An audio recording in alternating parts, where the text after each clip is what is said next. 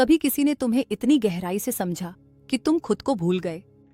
उनकी बातों में वो सॉफ्टनेस थी जो तुम्हारे अंदर तक उतर गई, लेकिन बाद में रियलाइज हुआ कि वो एम्पैथी नहीं थी, स्ट्रैटेजी थी। Pause. Because some people don't care to know you, they study you. Stay till the end, क्योंकि मैं बताने वाली हूं वो साइकोलॉजिकल ब्लूप्रिंट जिससे मैनिपुलेटर्स तुम्हारे हर इमोशन को डिकोड करते हैं, line by line. Welcome to Sublime Facts, जहां हम आपके माइंड के हिडन पैटर्न्स को डिकोड करते हैं, साइंस और स्टोरी टेलिंग के साथ।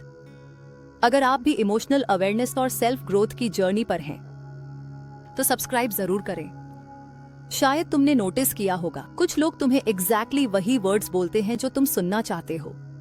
वो तुम्हारे दर्द को, तुम्हारे टोन को, तुम्हारे एक्सप्रेशंस को मिरर करते हैं, इतनी परफेक्शन से कि तुम्हें लगे फाइनली कोई मुझे समझता है। लेकिन यही सबसे सटल ट्रैप है, क्योंकि अंडरस्टैंडिंग और स्टडिंग के बीच एक बहुत पतली लाइन होती है। मैनिपुलेटर्स उस लाइन को क्रॉस नहीं करते, वो उसे इनविजिबल बना देते हैं। रिसर्च बताती है, जो लोग दूसरों की इमोशंस को एक्यूरेटली रीड कर पाते हैं, उन्हें कहते हैं cognitive empaths. Empathy without compassion.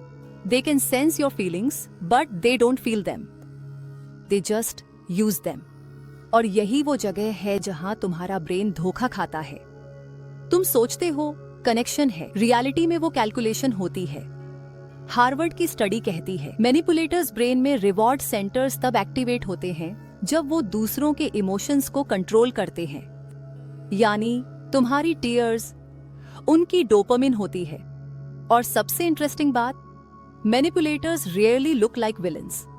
वो funny, helpful, charming, even spiritual भी हो सकते हैं, लेकिन हर जेस्चर के पीछे एक साइलेंट क्वेश्चन चलता है। तुम्हें कितना समझना पड़ेगा ताकि तुम नो ना कहो। चलो अब समझते हैं कैसे वो तुम्हें रीड करते हैं, जैसे कोई open book. One, emotional mirroring. You and I R the same illusion. वो तुम्हारी body language, tone, even laugh को सटली कॉपी करते हैं ताकि तुम इंस्टेंटली सेफ फील करो। MIT के रिसर्चर्स ने पाया लोग ऑटोमेटिकली उन पर ट्रस्ट करते हैं जो उनकी बॉडी लैंग्वेज मिरर करते हैं। So next time someone seems to similar to soon, pause.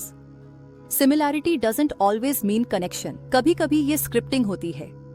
To, guilt seeding. Emotional debt का ट्रैप। वो छोटी छोटी फेवर्स करेंगे, कॉम्प्लीमेंट्स देंगे ताकि तुम्हें लगे यू ओ देम समथिंग, और जब टाइम आएगा वो उसी गिल्ट को यूज करेंगे। साइकोलॉजिस्ट रॉबर्ट चियाल्डिनी इसे कहते हैं reciprocity trap. We are wired to repay kindness even when it's manipulation. याद रखो, सच्ची मदद कभी हिसाब नहीं रखती। 3, गैसलाइटिंग। जब वो तुम्हारी ही रियलिटी को एडिट करते हैं। ऐसा कुछ हुआ ही नहीं, तुम ओवरथिंक कर रहे हो। APA की रिपोर्ट कहती है जब बार बार तुम्हारी परसेप्शन पर डाउट किया जाए, तुम्हारा ब्रेन खुद अपनी मेमोरी पर क्वेश्चन करने लगता है। So whenever confusion feels louder than truth, pause. Right. Written clarity is emotional protection. 4, pity card. The victim switch. जब उनकी मैनिपुलेशन पकड़ में आती है, वो गिल्ट को रिवर्स कर देते हैं। मैं तो बस हेल्प करना चाहता था, और सडनली तुम खुद सॉरी फील करने लगते हो। साइकोलॉजिस्ट्स इसे कहते हैं रिवर्सल सिंपैथी रिस्पॉन्स। कभी कभी सबसे पावरफुल मैनिपुलेशन होती है एक टीयर के पीछे छिपी performance. Bonus insight, reflective hack. Manipulators don't disappear, but your awareness makes them powerless. जब तुम ऑब्जर्व मोड में चले जाते हो, इमोशन कंट्रोल से बाहर हो जाता है। Awareness is your shield, observation your silence weapon.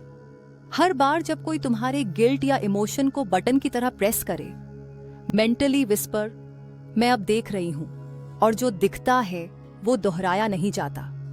तो याद रखना, हर मैनिपुलेटर तुम्हें ट्रिक नहीं करता, कुछ तुम्हें टीच करते हैं बाउंड्रीज की लैंग्वेज। एम्पैथी ब्यूटीफुल है, लेकिन ब्लाइंड एम्पैथी डेंजरस है। Feel deeply but think clearly, क्योंकि understanding everyone is good but losing yourself to please everyone वो स्लोएस्ट सेल्फ डिस्ट्रक्शन है। अब बताओ, क्या कभी तुम्हें लगा किसी ने तुम्हारी इमोशंस को यूज किया है? कमेंट्स में लिखो अवेयर मोड ऑन, और अगर 500 लोग ऐसा लिखेंगे, नेक्स्ट वीडियो में मैं बताऊंगी how to spot a narcissist in the first 5 minutes of conversation.